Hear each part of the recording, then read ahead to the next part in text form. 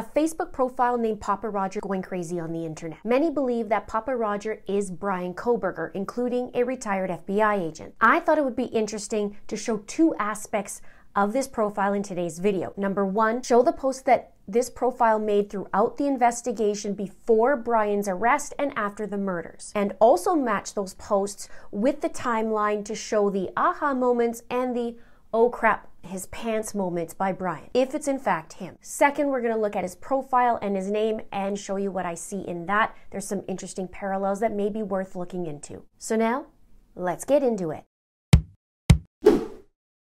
Pappa Rodger started posting in a group in November 2022, 2 weeks after the murders. Here's what was happening at this point in the investigation. According to the probable cause documents, Bryan did a few treks. He traveled south of Pullman, where he lives, and turned off his phone for a period of time. He went back to the scene of the crime. He also had a routine doctor's appointment, it was reported, and the autopsies were conducted on November 17th, just 13 days before this post. Bryan also changed his license plates from Pennsylvania to Washington, and he also celebrated his 28th birthday and wished a friend via text Happy Thanksgiving to him and his family. And this was a 5-day break when he did that from school because of Thanksgiving. Now, Wednesday, November 30th, this is the day he starts posting, Pappa Rodger starts posting. And the authorities on this same day released a list of people who they believe aren't involved in the murders. They publicly ruled out the 2 surviving roommates, the male in the grub truck surveillance video, a private party driver who drove Kaylee and Maddie home that night, and Jack, who Kaylee and Maddie had called numerous times before they were murdered. And also any individual who was at the house when they called 911. The candlelight vigil was also held on this day, and that's when we heard Kaylee's dad, Steve, mention that Kaylee and Maddie were found in the same bed together. This was also the due date that Bryan's plates were expired and he had already changed them over. Now let's get to the posts. On November 30th, Pappa Rodger states, of the evidence released, the murder weapon has been consistent as a large fixed blade knife. This leads me to believe they found the sheath. This evidence was released prior to autopsies. Now, we heard in the probable cause affidavit that there was a sheath that was found. Here's what's interesting. He says this evidence was released prior to the autopsies, which, as I mentioned, the autopsies were conducted on the 17th, 10 days before this post. The authorities mentioned the fixed blade knife. However, there was no mention of the sheath up until this point. So this wasn't a public fact, obviously, and not known to many. So how did this person know? Also the line where he says, this leads me to believe they found the sheath. This actually contradicts himself in the same statement.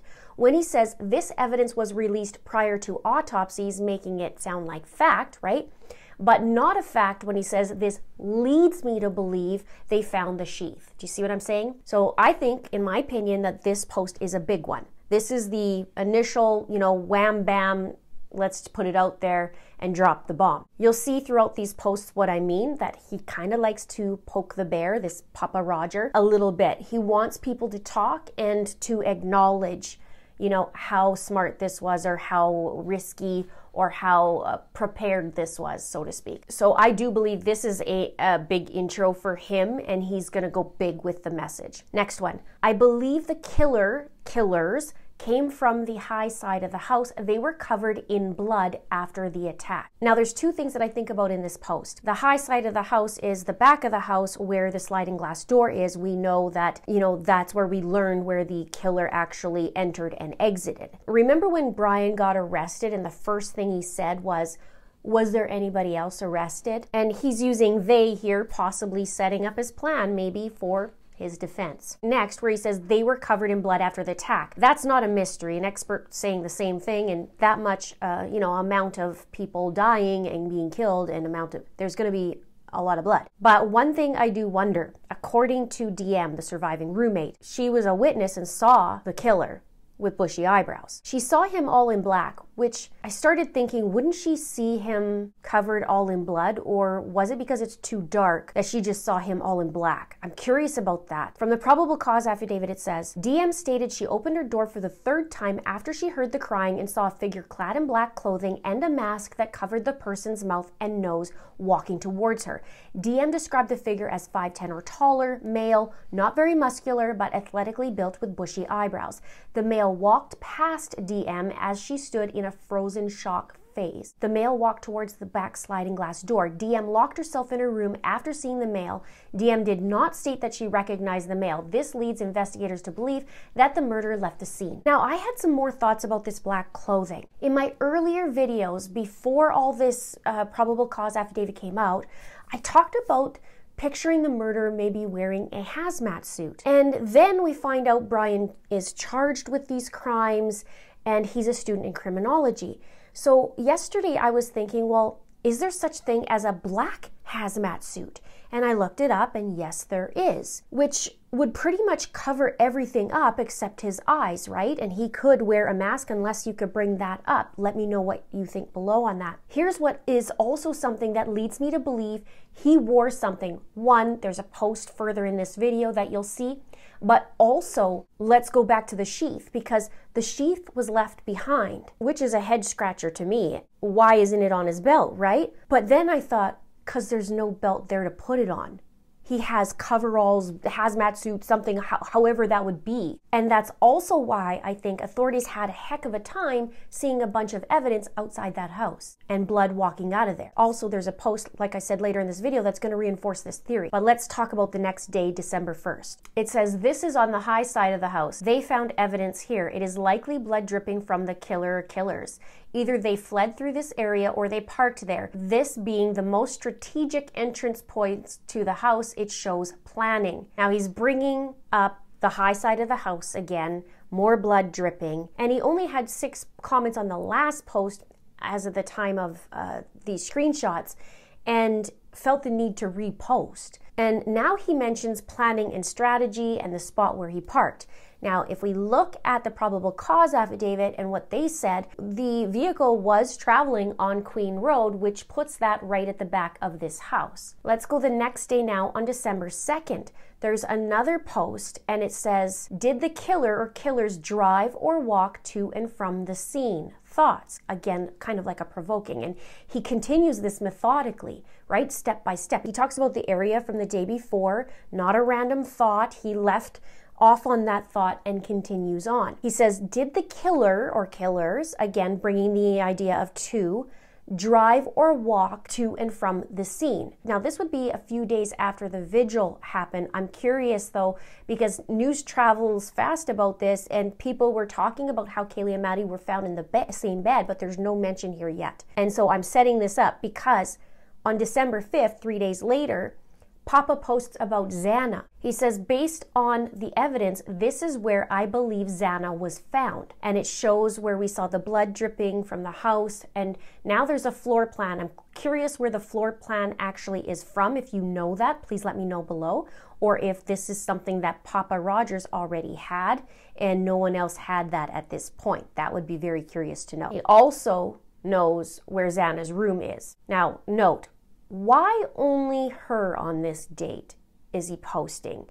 Is it because the blood dripping that was reported or what? Also, why only Xana mentioning on here? Why not Ethan? If Ethan was staying over, which we know he was and he got killed, why only Xana being posted on here? Investigators described that scene as horrific. We know that. In the PCA docs, it states that Xana was seen as the officer approached the bathroom door and she can be seen to the bedroom.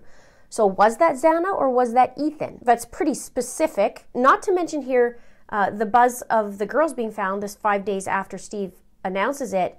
So he doesn't say anything still, it's just about Xana. Now 2 days after, another post happens and the authorities announce about the 2011 to 2013 white Hyundai Elantra that they were looking for.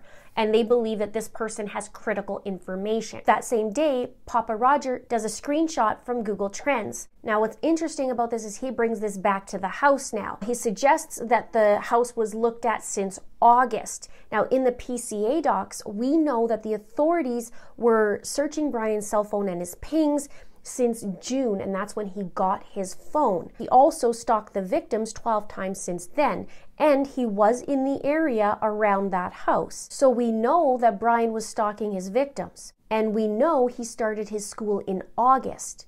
And we know that he was also pulled over in August by authorities the day before school started. So it's interesting to me that this person, Pappa Rodger, posts from August to then. Now, I did a search thinking, well, maybe there was no searches before that. But when I go and search, there was searches from June as well. Interesting. Now, the next day, on December 8th, it was a busy day for Pappa Rodger. And remember, this is the day after the announcement of this white vehicle. He posts thoughts on this body placement, and we can see he has Xana now and Ethan, so he's building it in succession. This one actually throws me for a loop. According to the PCA documents, Ethan was found in the bedroom too. So if this Pappa Rodger was or is Bryan Kohberger, did Ethan end up back in the bedroom and the killer didn't know it? Or is this throw someone for a loop and see what the comments come up with? I'm just curious, why speculate randomly on where Ethan was found? This is a little bit odd to me. Let me know your thoughts. Same day, he's going back to Google Trends. It says Google Trends show the search history for the house by date.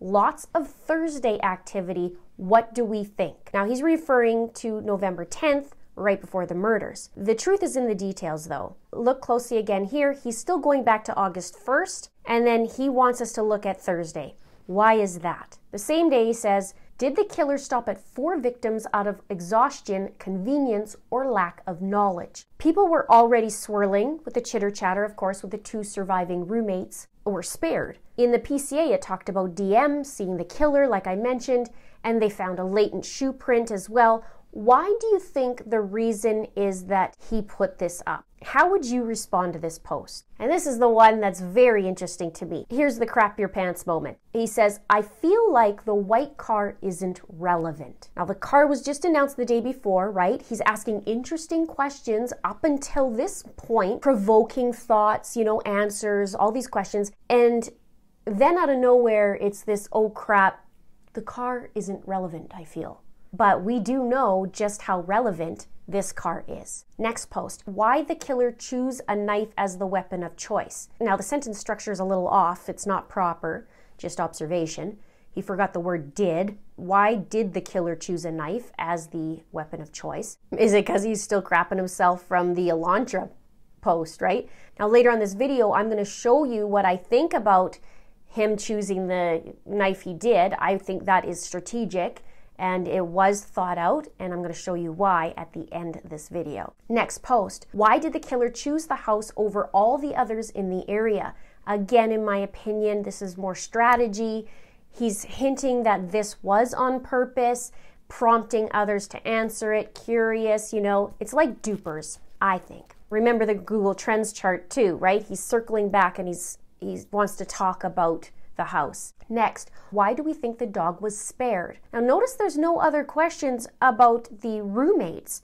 It's just the dog. Why not? Why do we think that the 2 roommates were spared? Let me know what you think. Next, in your opinion, did the killer shower at the crime scene afterward? Now this is where I want to tie some more things in here.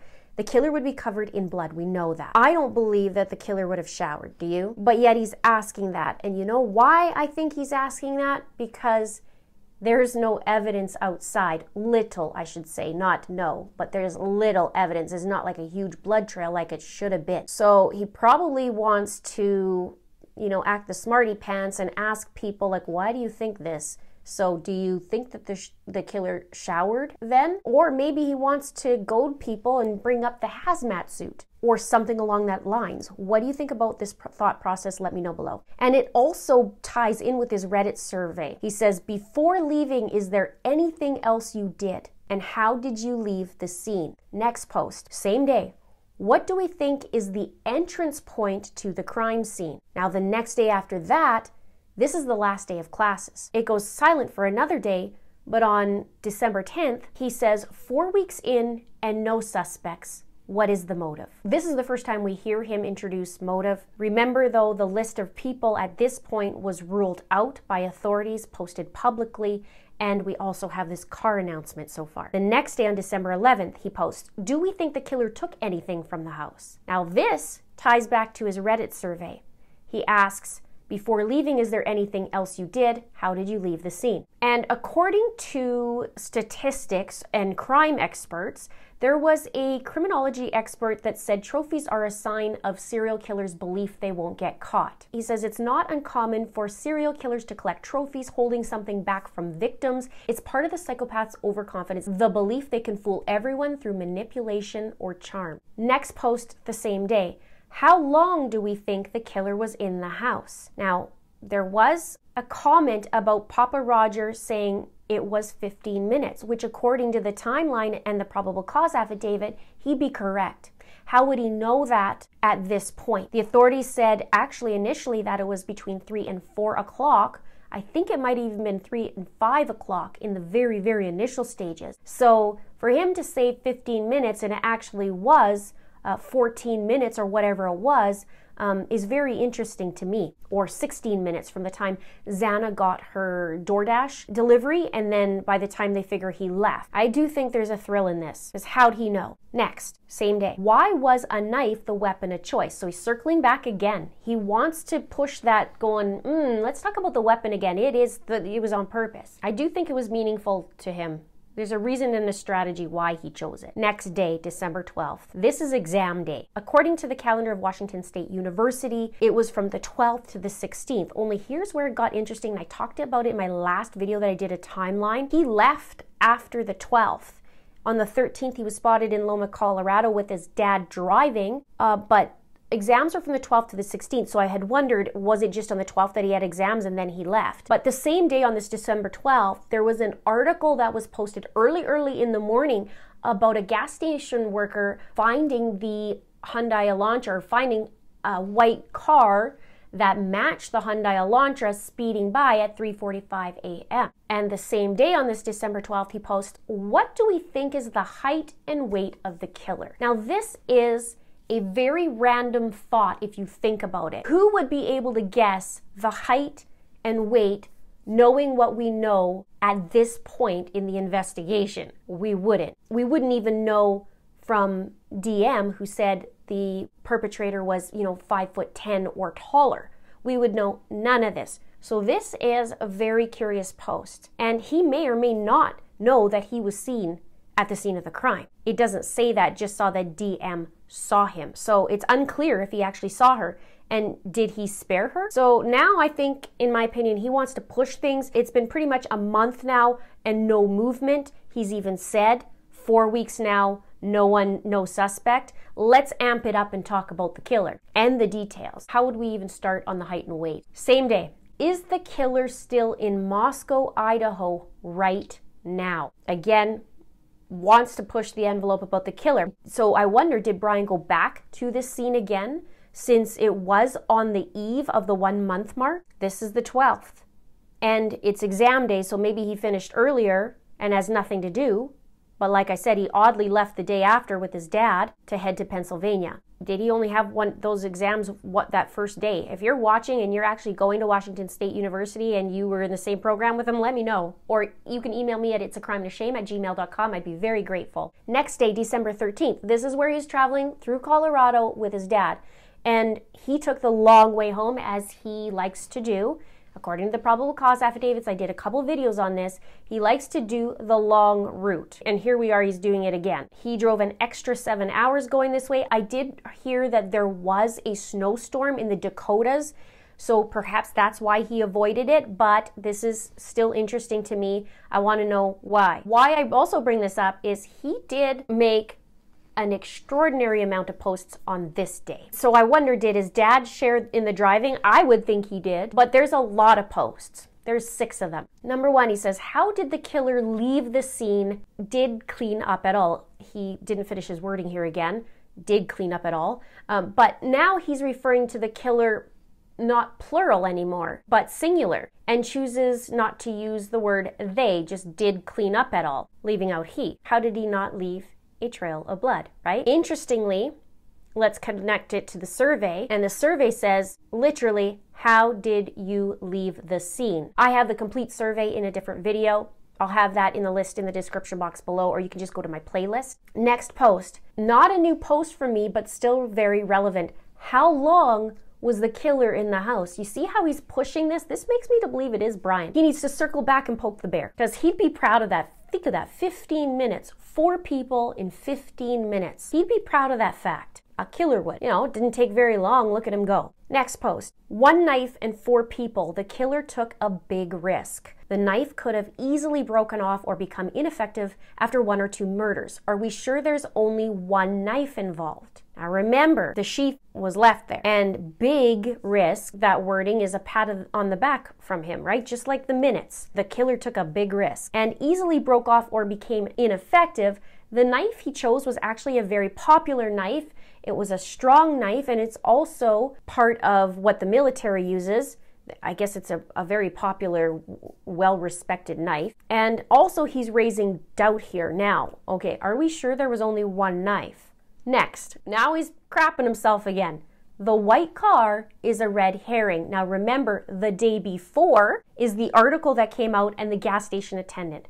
Just like the day before, the last post he made on the car about not being relevant was when the authorities announced. So the announcement and then the crap your pants moment, and then again here, the announcement, now the crap your pants, the white car is a red herring. So this is more reason to believe that it's him. Next post, if the door was left open or the heat wasn't on, are we sure of the timeline of deaths? It was 28 degrees and overcast the night of the murders. Now the public timeline at this point was confusing because authorities said it was between 3 and 4 a.m. He's alluding to that this may be wrong. What he means by colder was if it was colder, it would have preserved the bodies more based on rigor mortis and all that.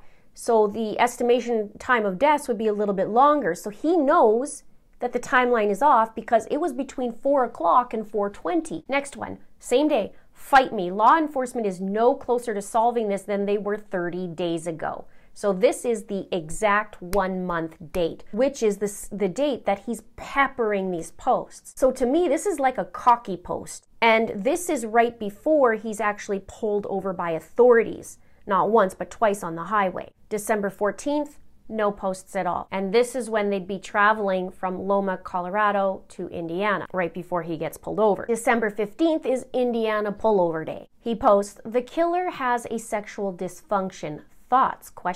He's pulled over this morning, and I'd love to know the timeline on this post. Would it line up? And there was talk about incel talk very, very beginning. It said, there was a quote that says, indeed, the killer could be an incel who saw Kaylee and Madison as Stacy's. The name incels give to girls who they believe would look down on them and refuse to date or have sex with them. I feel like since the sheath was left beside Maddie, that it has something to do with Maddie. I had heard and read yesterday that Bryan actually messaged one of the girls several times, and we don't know who though. As of the time of this recording, we didn't hear who it was, just that it was one of the girls that he kept repeatedly messaging. I'm going to put my bets on Maddie. Who do you think? Let me know. So December 15th post, day 32 and no motive, same as day 1. Again, poke the bear. And when he was pulled over that morning, there was no consequences given, not a ticket, nothing, and he was pulled over twice. So I think this would pump his tires up, so to speak. Same day, any known internet suspect has been eliminated at this point. Fight me. This is the piggyback not to getting caught. The date of the killing was chosen on purpose. Thoughts? I do believe it was. And like the house, that was chosen on purpose. The date was also on purpose. And I'm working through that, and hopefully I'll get a video out on that. But first, of course, I want to get through these posts and also get to his profile, and then perhaps you can help me connect some things. December 16th, this is the day after being pulled over by the authorities. The car goes into a garage in Indiana, not yet in Pennsylvania. He gets to Pennsylvania on the 17th. Which has me curious. Did he change tires? Did he get an oil change? What the heck happened at this garage? We haven't heard what that is. I am so curious to know. December 17th, he arrived in Pennsylvania.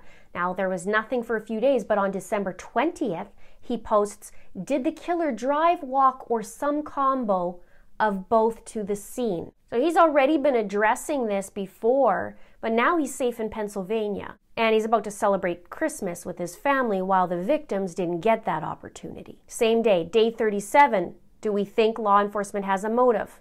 Motive again. Same day. A knife is a very risky weapon if you know you are going to murder 4 people. Do we think the killer also had another weapon, such as a stun gun or other knife?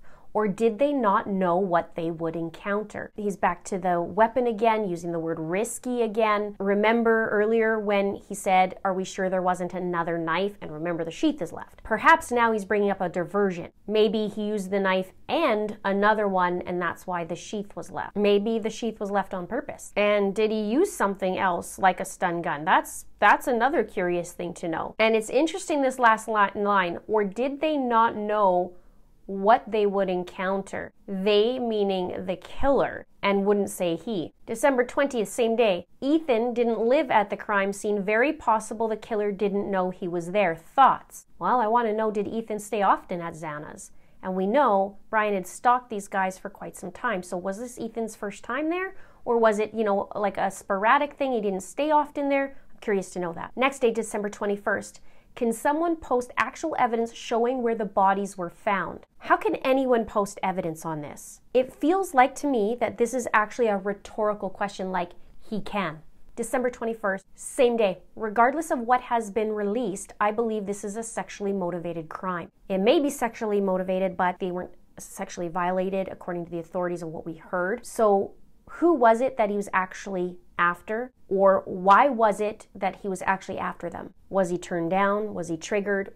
Like I said, I just got that news now that one of them was messaged quite a lot, but he does bring up motive quite a few times. Next one, I know this won't be popular, but this is where I think the victims were found. Now here he is posting again all 4. So he did it in succession. First Xana, then Ethan, now the girls. He doesn't get very many comments from previous posts, and so he posts this, is what I think. But I want to know where he's getting that Ethan was in the living room and the specific spot. I know he's showing some of the window stuff, but still, I don't know. December 22nd, day 39. The killer is not in the victim's immediate circle. We actually know that this is a fact now, that the killer isn't, as we know. The killer is not a student. Thoughts?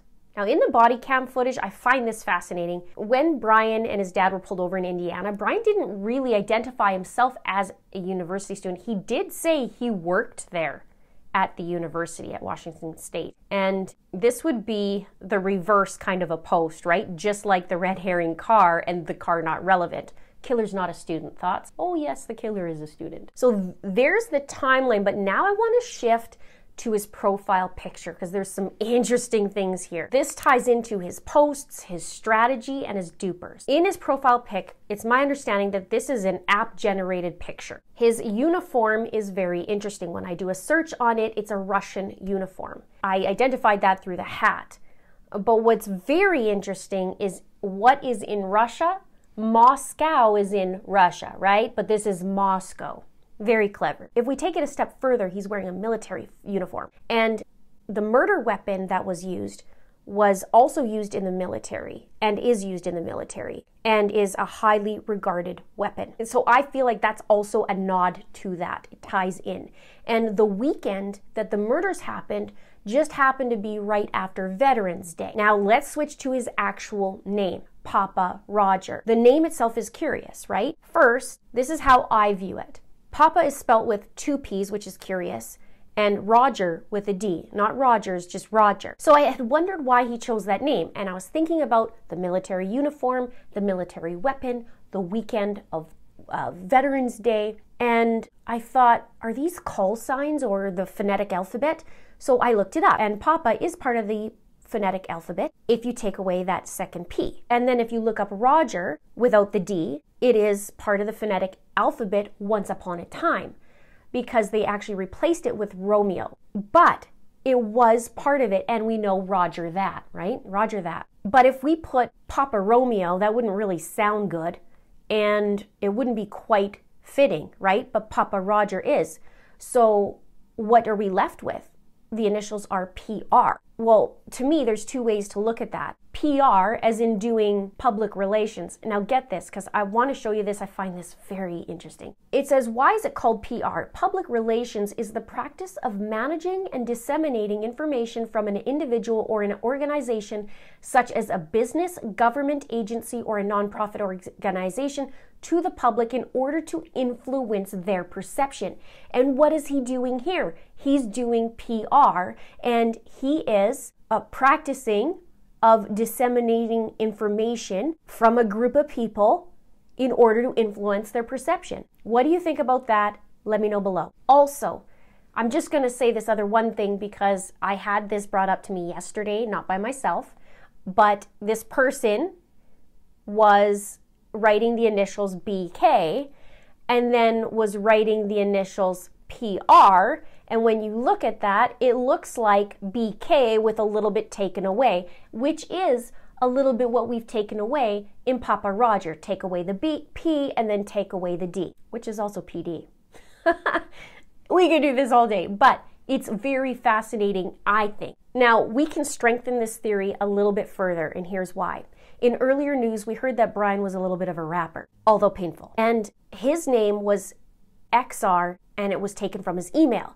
XR, EXXARR, is simply the letter X and the letter R, which means two things when looking at that. It means extended reality, and you can read the information on that. Extended reality is an umbrella term encapsulating augmented reality, virtual reality, mixed reality, and everything in between. And we heard in his Tappa talk in, I think it was 2011, he said that it was like a video game. So this is interesting, XR and this video game parallel or connection. So I think this is a hint or nod to the murders. I think this ties in. I think this could very well be Bryan Kohberger.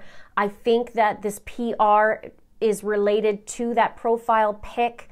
It's related to the military. I think the knife is also chosen, and I think this all ties in. I think he taunts, and I think this is dupers. And I think he thinks he's smarter than everybody else. If you'd like to see more of my videos, please subscribe below. Please hit that like button, and please share this out to get it out to more people so I can keep creating videos. Check out my playlist here in the case, and the last video I did right here. Thank you so much for watching. We'll see you soon.